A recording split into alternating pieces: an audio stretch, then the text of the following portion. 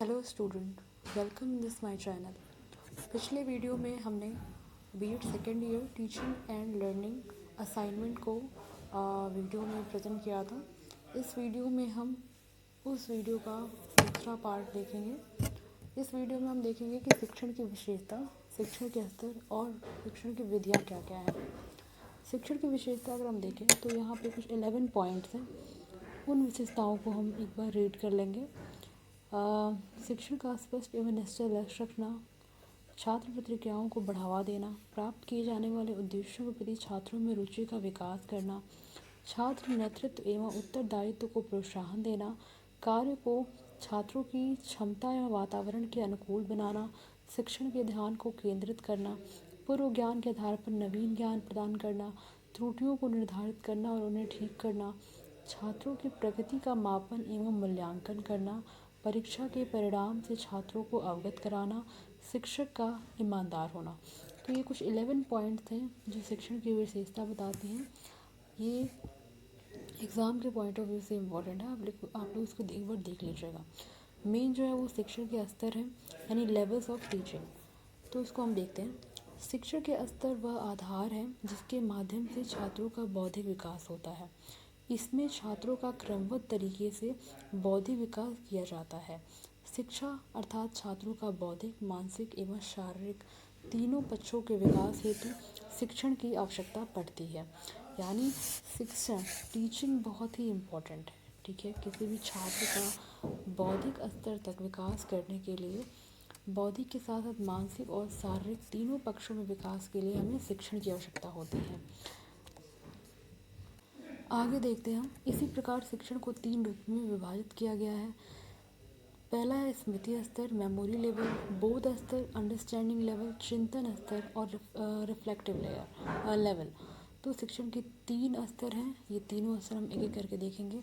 स्मृति स्तर में क्या होता है? स्मृति स्तर वह आधार है जिसमें छात्रों के मानसिक स्तर को एक स्मृति पक्ष को आधार बनाकर शिक्षा प्रदान की जाती है। यह बाल्यावस्था एवं शिशु अवस्था में प्रदान कराई जाती है, क्योंकि इसमें बालों का बौद्धिक विकास अपने शुरुआती दौर में होता है।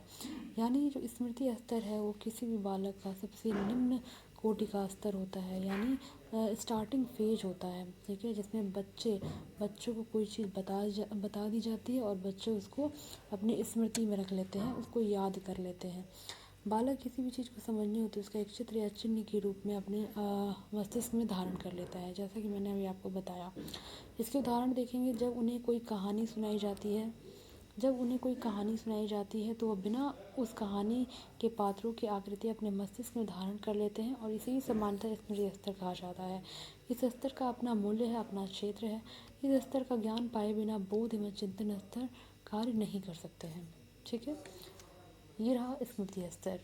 अब हम देखेंगे बोध स्तर यानी अंडरस्टैंडिंग लेवल। बोध स्तर का शिक्षण के स्तर का मध्य स्तर है। यानी स्मृति स्तर के बाद जो लेवल आता है वो आता है बोध स्तर। इसमें क्या होता है? इसमें उन छात्रों को सम्मिलित किया जाता है जिनकी बुद्धि विकासशील होती है और जिनका स्मृति स्तर के उद्देश्यों की प्राप्ति हो जाती है। तत्पश्चात शिक्षण को बोध स्तर की ओर ले जाया जाता है। ठीक है, तो बोध स्तर यानी अंडरस्टैंडिंग लेवल में उन बच्चों को शामिल किया जाता है जिनकी स्मृति लेवल काफ़ी विकासशील होती है। ठीक है, और उन्हें स्मृति स्तर के उद्देश्यों की प्राप्ति होती है। आगे देखते हैं। जिसमें छात्रों को रटकर याद करने की बजाय उन्हें प्रकरण के समस्त पहलुओं को बारीकी समझाया जाता है, जिसमें उनका मस्तिष्क उस प्रकरण के पहलुओं को समझकर उनके मध्य के अंतरों को समझ सके। इसे शिक्षण के दौरान प्रस्तुतिकरण पर अधिक बल देता है। ठीक है, इसमें शिक्षक जो होता है शिक्षण के दौरान प्रस्तुतिकरण पर अधिक बल देता है। ठीक है, तो ये आप लोग पढ़ लीजिएगा। ठीक है, और असाइनमेंट में या किसी भी एग्ज़ाम में अगर ये पूछता है तो आप इसको वो रीड कर लीजिए, एग्ज़ाम में इस तरीके से लिखिए। तीसरा है चिंतन स्तर। चिंतन स्तर में क्या होता है? यह शिक्षण के स्तर का आखिरी हिस्सा होता है। ठीक है, मतलब जो टीचिंग का लेवल है उसमें ये आखिरी लेवल होता है। इसमें मुख्यतः उन क्षेत्रों को सम्मिलित किया जाता है जिसमें स्मृति स्तर और बौद्धिक स्तर दोनों का विकास हो चुका है।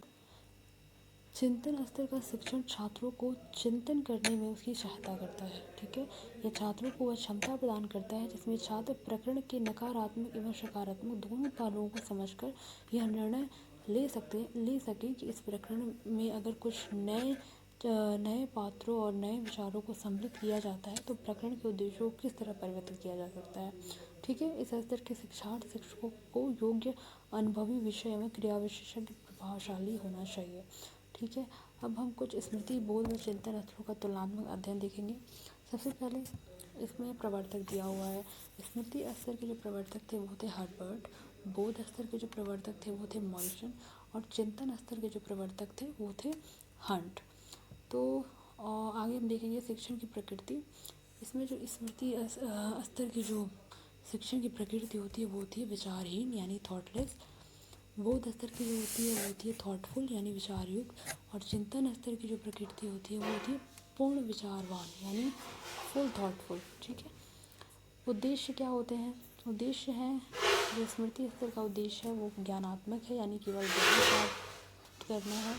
बोध स्तर का जो उद्देश्य है वो बोधात्मक और प्रयोगात्मक है यानी उसका प्रयोग करने से है।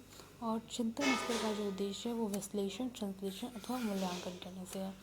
इसके साथ ही हम देखते हैं पाठ्य वस्तु क्या है। स्मृति स्तर का जो पाठ्य वस्तु है वो तथ्यात्मक है। बोध स्तर का जो पाठ्य वस्तु है व्याख्यात्मक है तथा चिंतन स्तर का चिंतन से परिपूर्ण, ये है उसका पाठ्य वस्तु। पांचवा है कक्षा का वातावरण। तो स्मृति स्तर में जो कक्षा का वातावरण होता है वो निष्क्रिय होता है। बोध स्तर में जो वातावरण होता है वो आलोचनात्मक होता है तथा चिंतन स्तर का जो वातावरण होता है वो होता है विवादास्पद। ठीक है, तो ये कुछ तुलनात्मक अध्ययन है।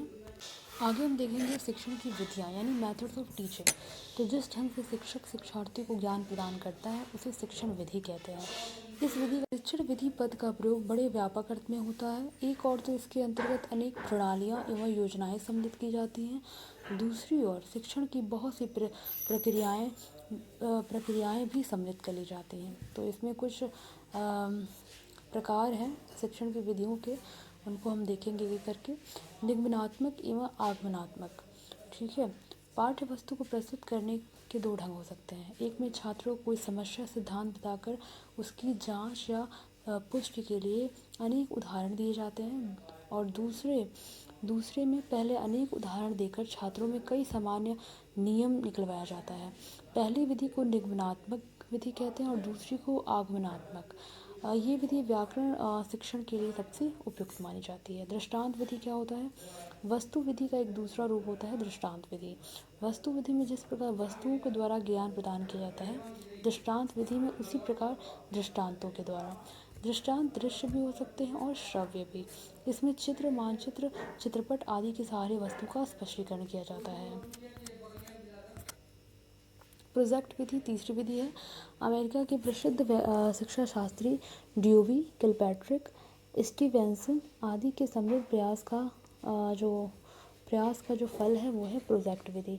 इसके अनुसार ज्ञान प्राप्ति के लिए स्वाभाविक वातावरण अधिक उपयुक्त होता है। इस विधि में पढ़ाने के लिए कोई समस्या ली जाती है जो प्रायः छात्रों के द्वारा उठाई जाती है और उस समस्या का हल करने के लिए उन्हीं के द्वारा योजना बनाई जाती है और योजना को स्वाभाविक वातावरण में पूर्ण किया जाता है।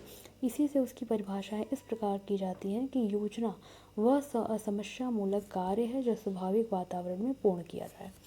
ठीक है, तो ये असाइनमेंट का आखिरी जो था टॉपिक था। असाइनमेंट, किसी भी असाइनमेंट को फाइनली लिखने के लिए लास्ट में जो है हम एक निष्कर्ष लिखते हैं कि जो भी हमने लिखा उसका क्या कंक्लूजन निकलता है। तो ये हमने कुछ निष्कर्ष लिखा है, आप भी अपने असाइनमेंट में इसी तरीके से लिख सकते हैं। ठीक है, तो ये असाइनमेंट, पहला असाइनमेंट पार्ट 2 में इसी वीडियो में ख़त्म होता है। अगर आपको ये वीडियो अच्छी लगी हो तो वीडियो को लाइक करिए, चैनल को सब्सक्राइब करिए और आपको अगर किसी भी टॉपिक पे नोट्स चाहिए तो आप कमेंट बॉक्स में कमेंट कर सकते हैं। Thank you.